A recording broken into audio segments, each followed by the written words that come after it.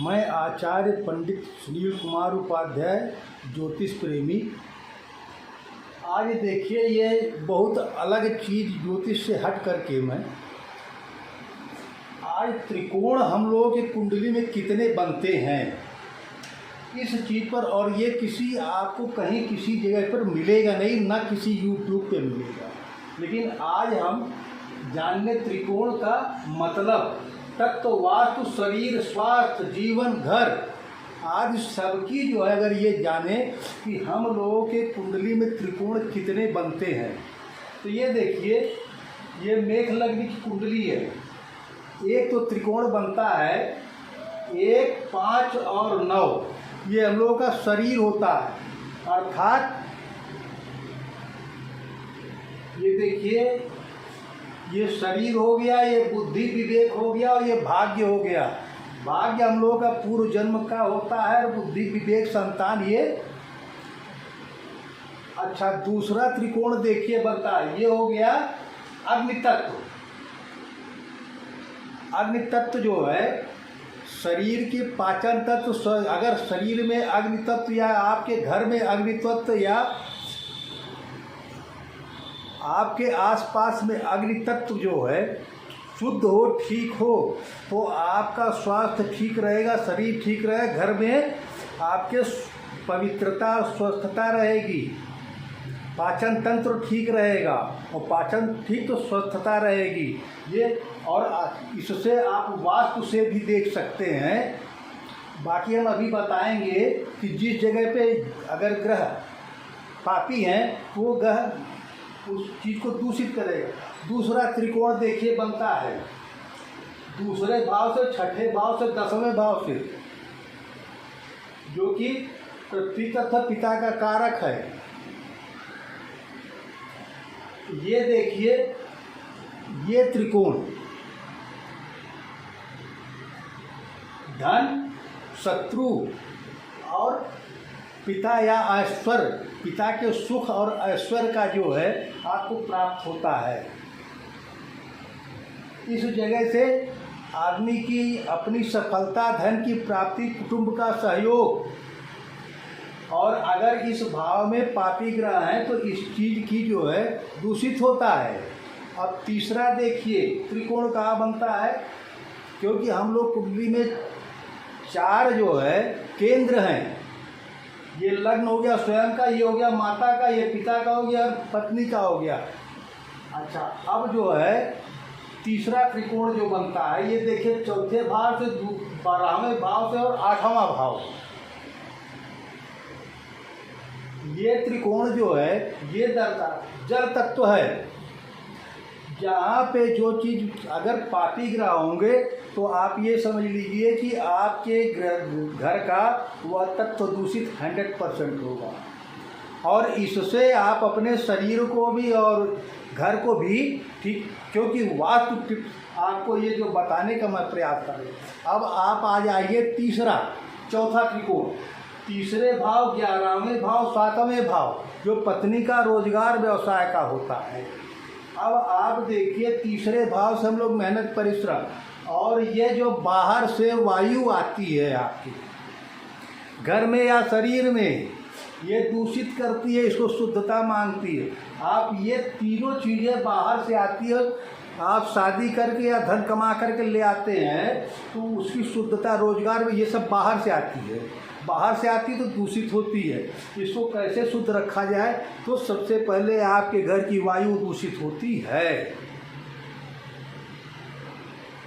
तीसरा भाव, 11वां भाव और 7वां भाव, अगर इस भाव से आप देखेंगे कि अगर जो है तो 4 पृथ्वी, जल, वायु, आकाश। आकाश इसमें नहीं है। आकाश जो है आपको जब ये शुद्ध रहेगा तो आपको शुद्धता प्राप्त होगी, आएगी, आकर्षण इतना ज़्यादा प्रबल होगा कि आपके घर में या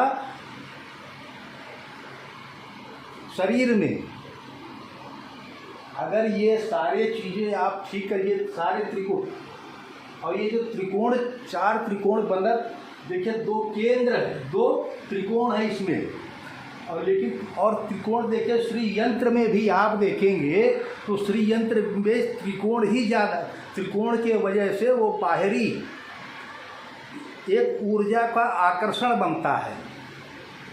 वास्तु में भी वही है कि ये त्रिकोण अगर कुंडली में आपके अच्छे हो, आप कभी अपनी कुंडली उठा के देख लीजिए, जिस जगह पे पापी ग्रह जाता है वो दिशा, वो स्थान, व त्रिकोण आपका दूषित होगा ही होगा। तो ये हमारा प्रयास है कि आप देखिए ये तत्व अगर शुद्ध हो तो वास्तु, शरीर, स्वास्थ्य, जीवन, घर और सफलताएं आपको प्राप्त होगी। ये जो 4 त्रिकोण है और जिस जगह पे पापी होगा वो जगह की आपको दिक्कतें रहेंगी। अब तो पता चलता है कि पत्नी से संबंध या व्यवसाय में असफलताएं,